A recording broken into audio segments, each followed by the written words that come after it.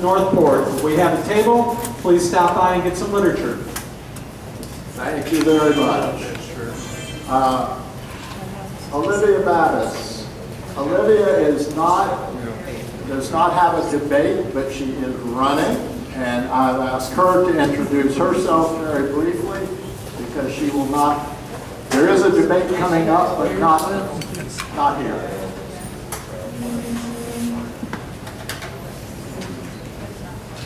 Hi, I'm Olivia Battis. I'm running for State Senate District 23, which covers all of Sarasota County and Western Charlotte.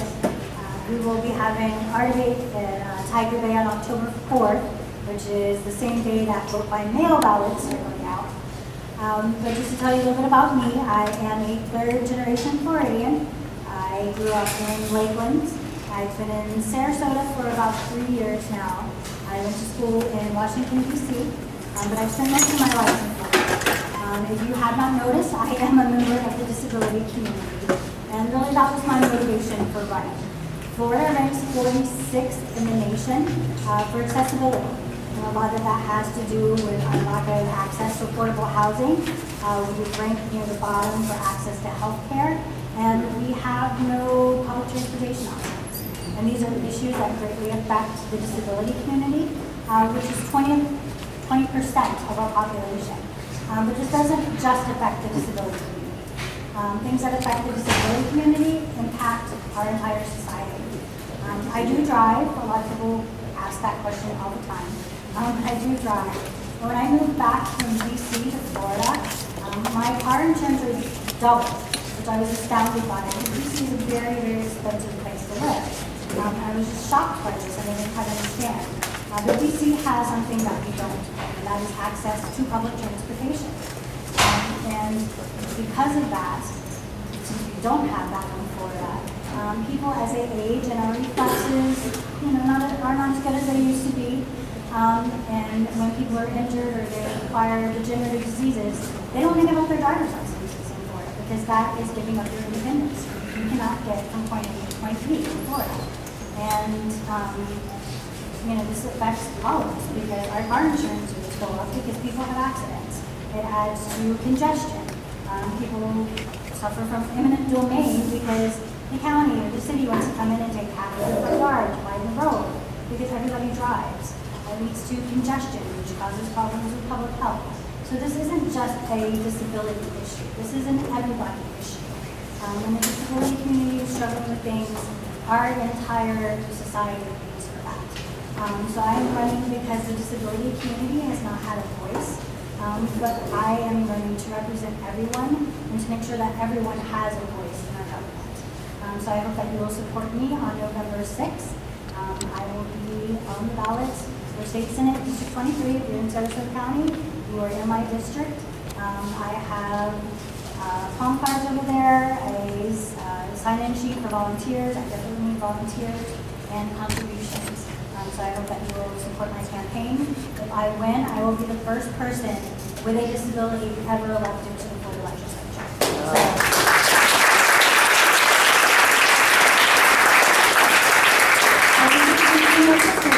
So I hope you'll support me on that. Thank you. Thank you.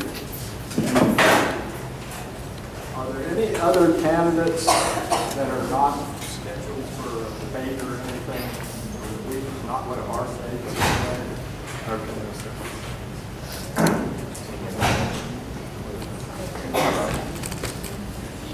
A couple things that we need to go through here. Announcements. Ben Cannon, will you come up and give us a very brief update on the bath and racket situation? Yes, thank you.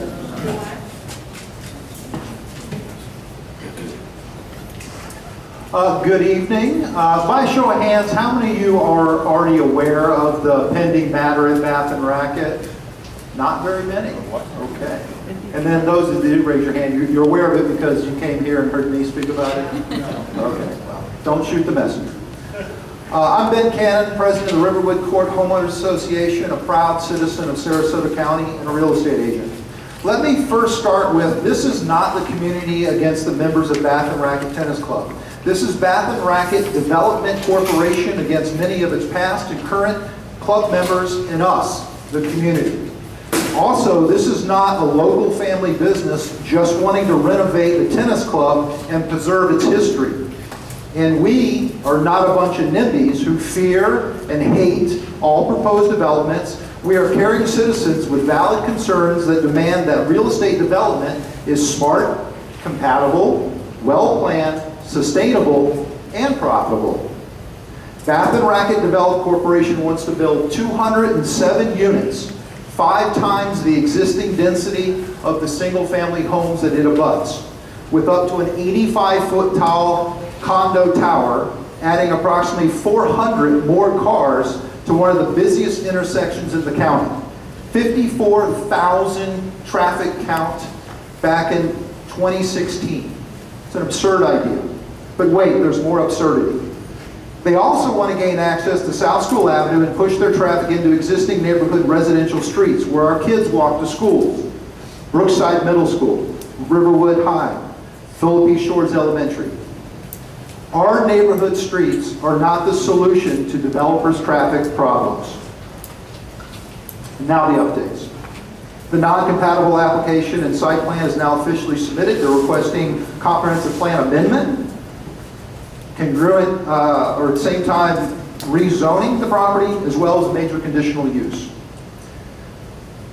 The FDOT easement on the north side of the property has been released, and that no longer limits what can be built in that area of the site plan. At the DRC meeting just a few days ago on September 5th, the developer representative seemed surprised to hear, and I was as well, that the application still needs to be submitted for traffic review, comparing existing to proposed impact. I'm not a traffic expert, I'm in real estate, but that sounds like good news. We do need a traffic consultant to give us expert advice, testimony, rebuttal, and represent us, the negatively impacted citizens of Sarasota County, in this quasi-judicial proceeding. I was also surprised to learn from public records that this newly formed corporation and its underlying LLCs are being sued in federal court for labor law violations. This pending legal matter is now headed out of court to be settled in mediation and may quietly be settled with a hush payment. If you start a business and you end up in federal court in a year, you're not off to a good start. All 4 community workshops are done. All standing room only. Makes me proud of the community. And club members finally got a presentation and explanations after the site plan was submitted to the city on the 14th of August. Club members are not happy either. Up to 2 years of construction to lose 40% of the tennis courts while adding hundreds of new members with condo association rules and authority. Certainly not in keeping with the history of the club. These are pivotal times for our community. I'm sure we all want to be sitting on the beach drinking a cold beverage and watching the sunset.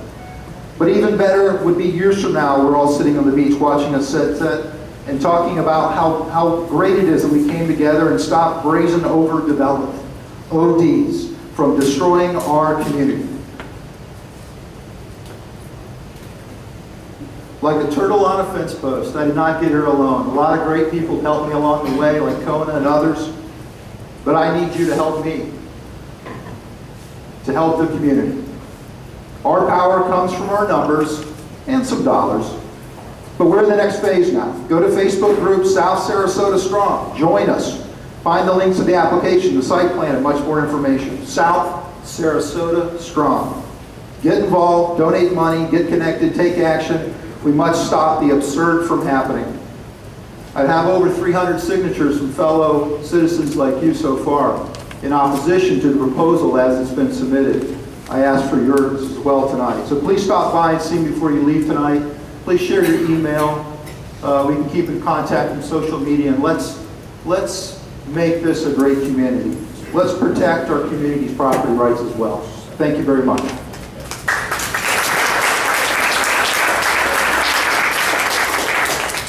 Another issue that Cona has been hearing about is the Siesta Promenade at 41 and Stickney Point. Sarah Kochman has been leading the effort on that, and she cannot be here tonight, but an update very quickly. The Planning Commission meeting finally has been scheduled for that first hearing on it. It's November the 15th at 5 o'clock at the County Commission Chambers at 1660 Ringling.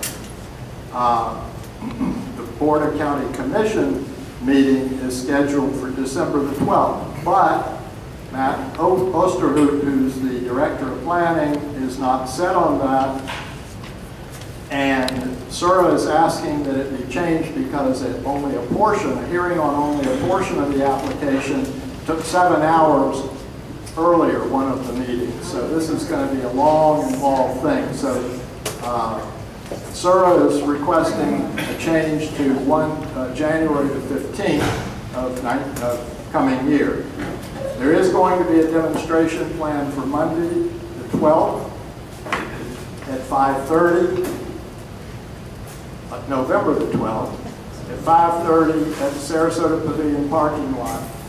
If you want more information, let me give you Sura's email address. If you can make a note or remember it or whatever, SK Baystate, in other words, Siesta Key Baystate, all one word, at AOL.com. And it's Sura, S-U-R-A, Kochman is her name, SK Baystate at AOL.com. Just a reminder to all of you that we do tape video, thanks to Tom Matillo. We videotape our Cona meetings, and they are posted usually within the next day or two on the Cona website, which is conasarasota.org, where if you want to replay what you hear here tonight, remind yourself of what a candidate may or may not have said, you can go to the website and hear it all over again.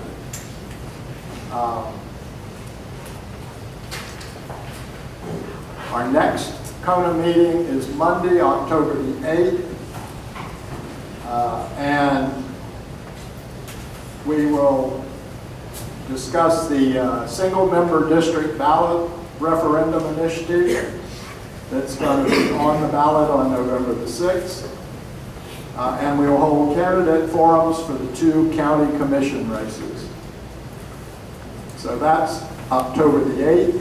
And just a reminder that Monday, November the 5th, is our 57th anniversary party. And you can, again, go to the Cona website to get tickets for that. It's a nice event. We hold it at Michael's on East every year, usually. We're going to do something a little different tonight. I hope it'll work out. Instead of questions, which I think get pretty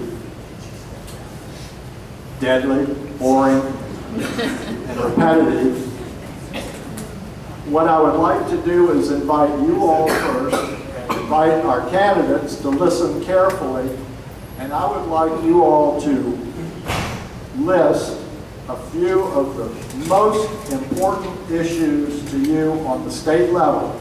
Never mind our county commission level, that's not what these candidates are running on. These are the people going to be in Tallahassee making those kinds of decisions, the big sense. And I'd kind of like to just do it by rows maybe so that we're not jumping all around. So anyone on the front row have other than a candidate, a burning issue that you really want to hear the candidates talk about tonight, because we're going to let them discuss these back and forth, and we're going to listen, and then we'll go from there. So anybody on the front row want to pipe up with a big issue? Schools and growth. I'm sorry? Schools and growth. Oh, we're going to, I'm sure, hear a lot about that. And one of my things is, which I'll throw out, is a discussion about whether or not the state should get back in the growth management business, which was done away with back several years ago, so that local plans are not reviewed by the state the same way they were back then. So that's another subject that I'll put out there. Second row, anybody? Okay, gentlemen. Programs for developmentally disabled and the state of affairs with the Department of Corrections. Okay. Take note, people. Sanctuary cities, Sanctuary cities, as in whether to have them, whether not to have them. or not. Okay, that's a state issue. Anyone else on the second row? Third row. Most of the neighborhood organizations are not allowed to campaign. They're not allowed to put signs out there. And that puts the developers at a tremendous advantage. And I understand it's a state issue whether to enforce the First Amendment or not. And I'd like to see that change. All right, well, that's an interesting topic for discussion.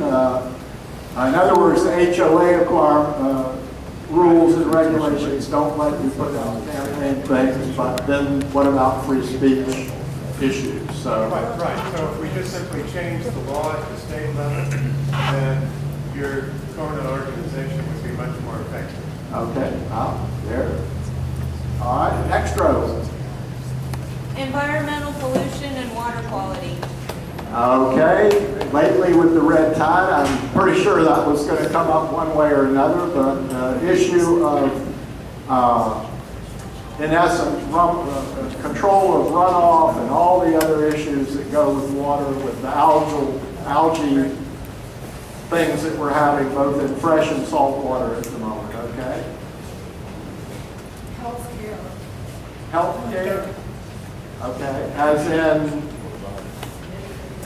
Medicare for all. providing more health care, okay? You guys are all absorbing this, right? There's another one up front. Okay, I would like to have them talk about teaching American history in our schools again, without having it changed. okay, there you go. You're writing these down, Jerry? Good, thank you. Okay, moving on back. There's one. No tax increases. No tax increase? That's correct. Okay. Where do So they stand? taxes in general, taxes and increases and holding taxes. Whatever tax you want to talk about. Okay. Giving teachers a decent wage. Oh, okay, so schools and teachers, that kind of goes together and, okay. What about addressing the opioid crisis by instituting something at the state level that would expand mental health care facilities? Okay, so this is developmentally challenged mental health issues, kind of in the same area and related to the opioid epidemic, of which Florida is pretty high on the list. Sea level rise, climate change, Okay, sea level rise, climate change, which And our also kind of ties into the environmental runoff, all the well, other but water. infrastructure that can handle that. Okay, Mass incarceration. Mass mass incarceration. incarceration. Yes. Okay, so, which leads into a discussion of the prison system, the whole, okay. Well, I think the plates are getting pretty full here. Abortion? Once we take these so far. This is going to go on all night. I think we Yeah, just, probably, why don't we do these, and then if we have time for more. I think we have an awful lot on our plate. So Jerry, let's, okay, you guys, y'all are running for office. Why don't you pick a topic out of the list that you'd like to start with? Oh, sorry. Yes. I didn't tell you who these jokers up here are. Okay, they're going to tell you themselves. good afternoon, good evening. My name is Margaret Good. I am the newly elected state representative for House District 72. We won a special election back in February, you may recall. It was a big win. It was a really exciting special election. We flipped a seat that a Democrat had not held in a decade and defeated my friend James Buchanan, who is now running against my very good friend Tony Mallory. But it was a really exciting election because we had 36% voter turnout in a special election. And you think, well, that doesn't sound like much, but that is the highest voter turnout in any special election in recent Florida history. It was a really big deal. And people came out to vote because we talked about the issues that matter to Floridians, that matter to Sarasotans, and people are really engaged and want a change. And that's why I decided to run. So back in August of last year, I thought, you know, I'm looking at what's happening in Tallahassee and I don't like it. We need a change. We need somebody that's going to actually represent us. I saw this great divide between what was happening in Tallahassee and what I really wanted and what my friends and what my family wanted. I thought about public education and saw that we're always at the bottom of our public, our state in public education. And everybody wants good public education, but we're not funding public education the way that we should. And I look at the environment and I saw the 2014 constitutional amendment that passed overwhelmingly to preserve, that said that we should spend money preserving land. That's not happening. You look at the legislature and it's not happening. And so I stood up and said I would run, and we worked incredibly hard. We engaged with voters, we talked to people, and we really listened, and we had a really big win in February. And since then, I've been working really hard to represent this district. We moved the district office into the district. It's the first time in the decade that the district office has been in the district. I've held 7 town halls on topics ranging from the Marjorie Stoneman Douglas shooting to red tide and everything in between. And I've looked for input from local leaders and our constituents, and have really tried to listen and think about what's going to be best for District 72, for Sarasota, and for Florida. So thank you so much for all being here tonight. I look forward to discussing all of these topics, and I ask for your support in November. Thanks.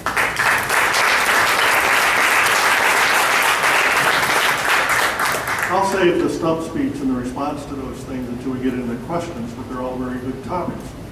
Hi, I'm Ray Pilon. Who's Ray Pilon? Well, Ray Pilon is a 46-year resident of Sarasota. I moved to Florida in 1974.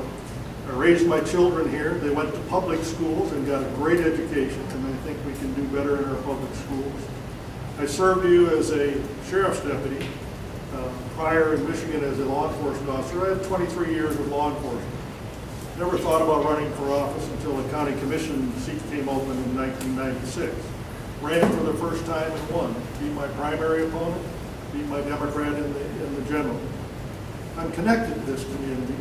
I've lived here, I've breathed it, and for 6 years, I was your state representative. When I was your state representative, I didn't care what party you were, I didn't care what gender you were, I didn't care what color you were, and my former legislative aide, who I hope is going to be my legislative aide again, can tell you that anybody came to our office and asked for help, we tried to help them. We're not lawyers, we're not doctors, but we got them through the red tape. I think that's one of the biggest responsibilities of your state representative. And I too am looking for a change. I'm looking for a change to get back into that seat so we can continue the great programs that we've offered in Florida, some of which are distorted in some of the sound bites that you hear. So we'll discuss those tonight, like the low unemployment rate, the lower taxes, the huge reserve we have for rainy days, a budget of $89 billion. And it's not that we don't have enough money, so we certainly don't need any more taxes, but it's how we spend that money on the disabled, on the mental health issues, on our schools. So I too look forward to to answering these questions. And I think we all may have the same idea of correcting things. It's just how we want to go about it. So thank you, Cona, and thank you all for joining us tonight.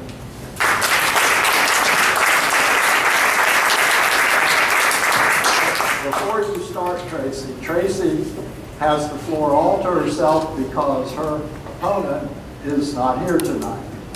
And Cona has sent out a position on the situation of candidates not showing up for forums.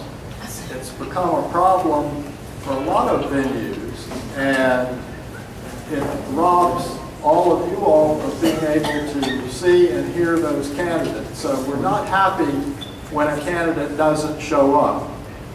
We think everyone deserves to hear, and so we wanted to make a specific point about that issue because it needs to be worked on. It just isn't fair to have all these debates or forums and people who simply don't show up and don't even give a reason, really. They just say, no, I can't make it or I'm not going to attend. So you can debate and argue and discuss with the ones you're not running against, which is what you're here for.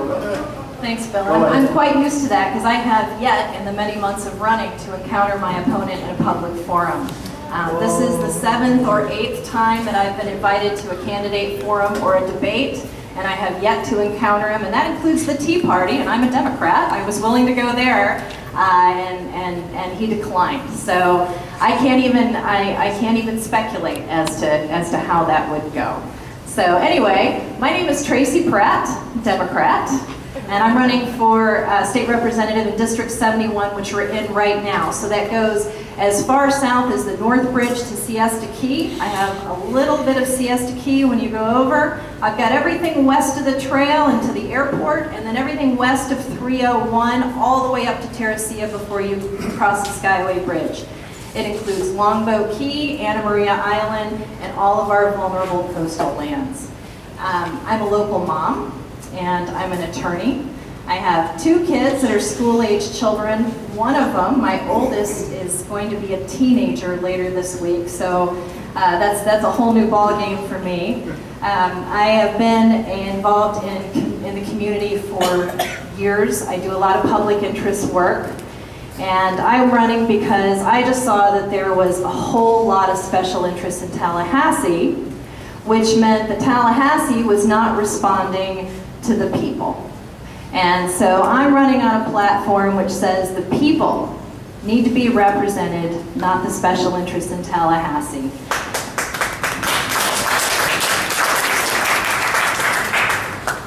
I'm running on a common sense platform. That's what I say. I took a look at the issues and I said, wow, you know, most people support environmental change. We want to fund Florida forever. And yet we're not seeing it happen. We want strong public schools. We want health care. Most people want these things, and we're not seeing that representative in Tallahassee. So that is why I decided to run. I think these are some really great questions that you asked tonight, and I am really looking forward to answering each and every one of them.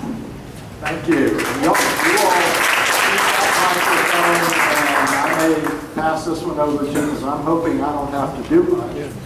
And it's working now. Let's start with one that sort of is several of the other ones we've talked about come really under that, which is the whole issue of the growth management, abolishing of that, the controls over growth, and while we're doing that, that can be, you can include climate change, the environmental issues, the water issues. We do have limited time. We aren't here all night. We have a whole second panel to do. So please try